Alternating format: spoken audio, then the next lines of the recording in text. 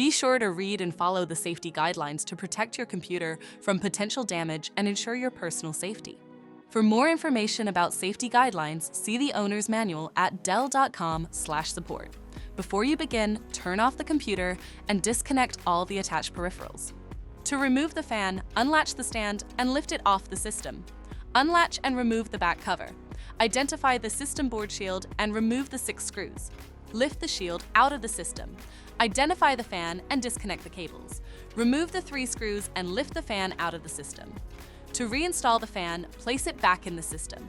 Install the 3 screws and reconnect the cables. Place the system board shield back in the system and secure it with the 6 screws. Relatch the back cover to the system and then relatch the stand. For more information about your Dell system, visit dell.com/support.